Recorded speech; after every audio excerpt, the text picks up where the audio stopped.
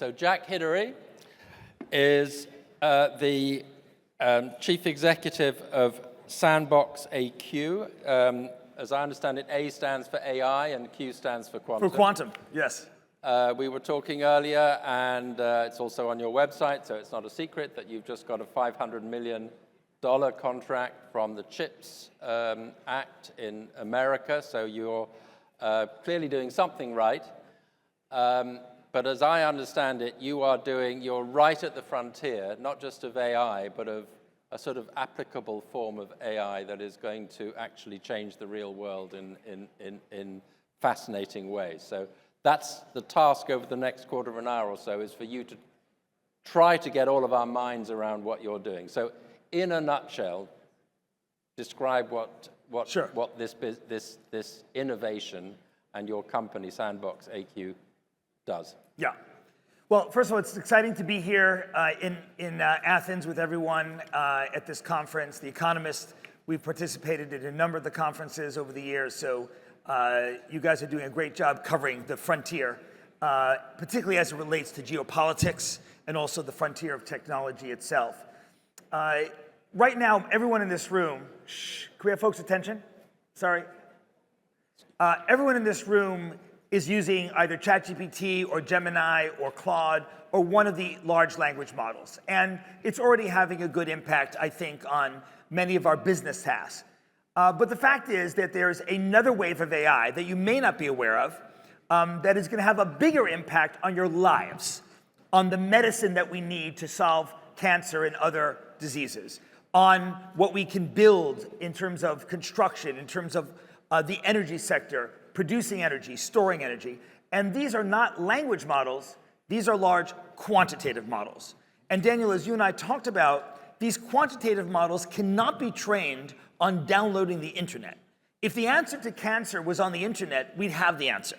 So rather, we have to build new data sets that are not available online, but data sets that help us understand the biological world of our bodies, the physical world, catalysts for oil and gas, batteries for energy storage. Greece is blessed with a huge amount of solar potential and has already leveraged that by deploying solar and wind. But how do we store this energy in more advanced batteries that could cost maybe 50 or 60% less than today?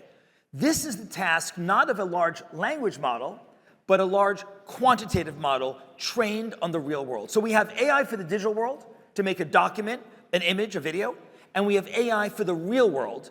And that's what we're talking about here today. So if I come to you with a problem, like I need a particular sort of material or battery or a drug, some solution to my problem in the physical world, I type that in I use one of the usual typical AIs, and then it does magical work in the back end and comes back with an answer? That's correct. So we announced just last month that we now have partnered up with a Claude from Anthropic, and we just announced with Google last week that now you can type into Claude your normal kind of prompts, your English language or Greek or whatever language you choose, type your prompts, and if it's the kind of question that is more for the real world, then Claude will say, hey, this is a job for Sandbox AQ. It will route that question, if you ask it to Sandbox AQ, and then the answer will come back based on real world data. And then Claude will package that and give it back to you, the user. So just so I understand, do I need to know when I ask Claude to do this that I want it to go to Sandbox? So do I have to say, please ask Sandbox? Or will Claude figure out of its own accord that, hey, this sounds to me like a question that might be helpful to ask Sandbox? And if it is using you, does the token cost of it zoom up, or how does this work? Yeah, great question. This is literally the frontier, Daniel, right now. So right now, when you go to Claude or go to one of the LLMs, you have to let it know that I'd like to use these quantitative models. But I think very soon it's going to become something in the back end that Claude and others will know how to do. We're literally at this cutting edge right now where this is happening. And depending on what you want to do, it'll either be encompassed in your Claude or other subscription, or it might be, if you want a big enterprise version of this software, you might have an additional payment from your company, like an up level. So just to know how the money works, is Claude paying you or on a per-use basis because it's getting money from me, basically, from the customer? Or From the customer, yeah. How does the money flow? In different LLMs, it's different how they want to work the flow.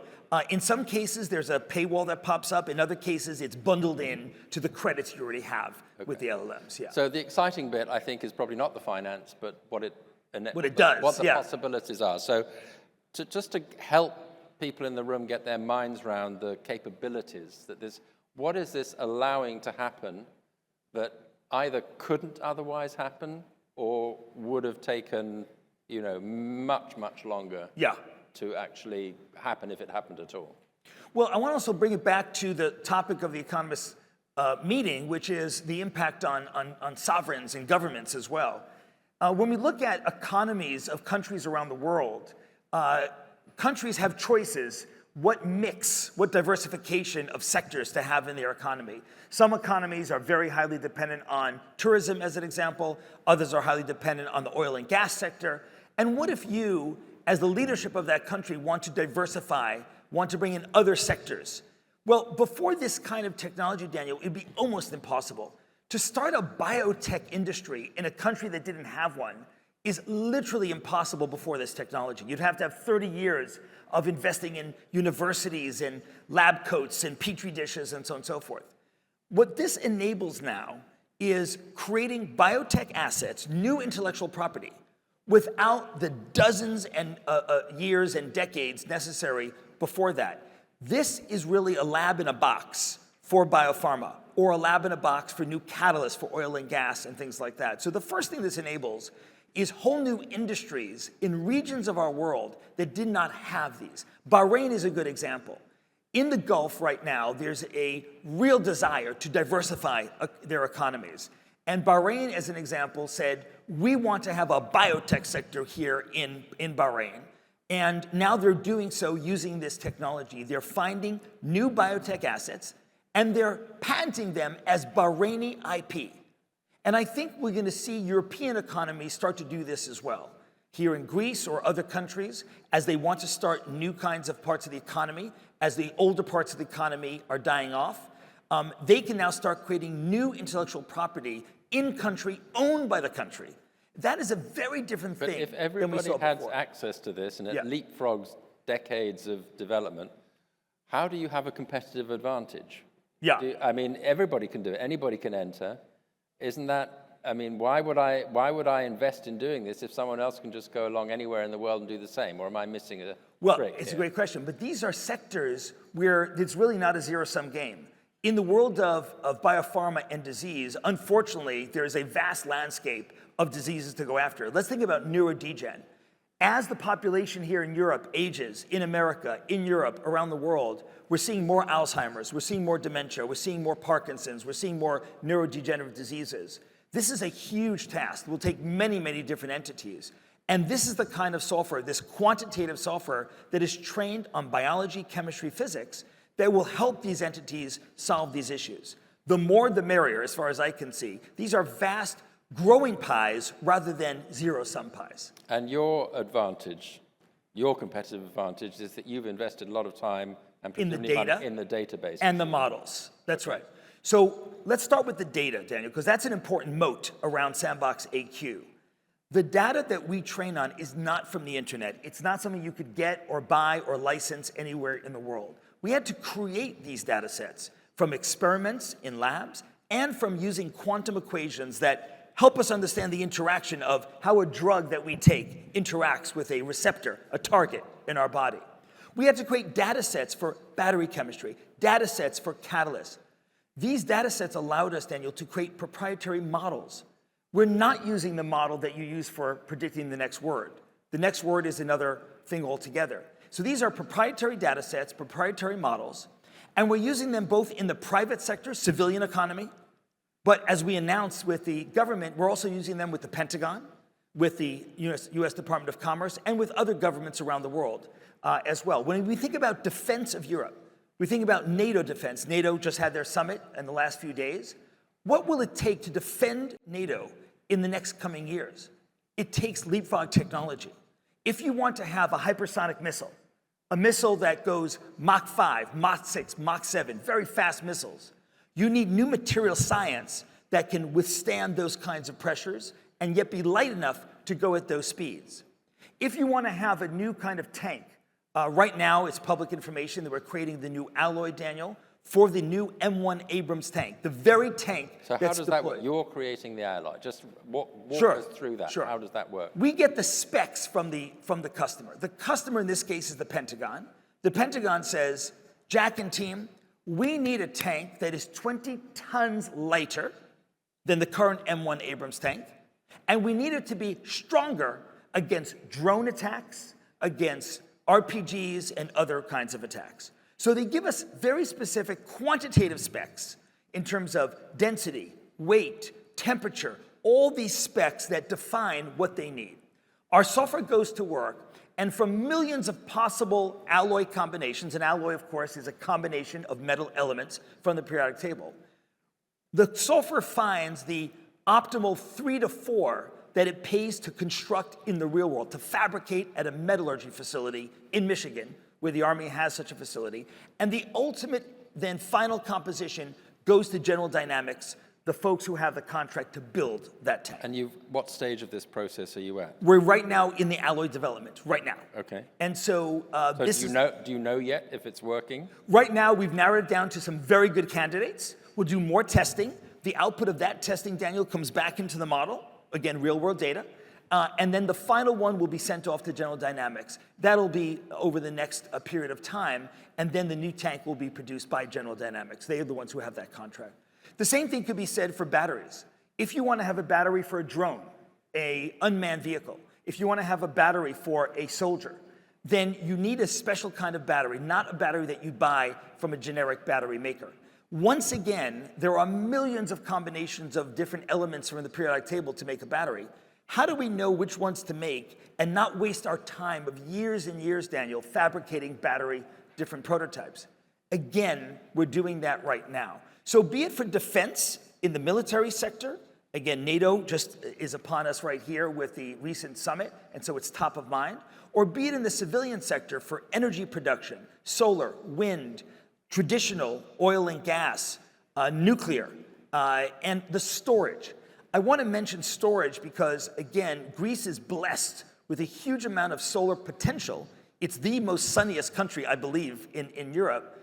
But storing that energy is critical so that it can use it at any time it wishes to and sell overages, sell additional energy that it makes to other countries to make profit as well. So energy storage is something that has not really been solved yet. Less than 2% of the energy created in Europe and the US is stored in any way. So this is a huge challenge that, again, we need material science. This is not a job, Daniel, for a language model. It's a job for an AI for the real world, a quantitative model. And this is why I think it's so exciting to share with this audience today where AI is going. Today, there's announcements from OpenAI, Meta, SpaceXAI is the new term from SpaceX about their AI. All very exciting for large language models, and we hope to be partnering with all of them. But the partnering is critical because then you can use the ease of use of conversational AI and combine that with quantitative models that help you defend your country, help you with energy, help you with new medicines. This is the real world that impacts us as human beings. I think it all sounds incredibly, well, extraordinary. It's blowing my mind, really. But final question, because our time is very short. You're here in Athens, or near Athens.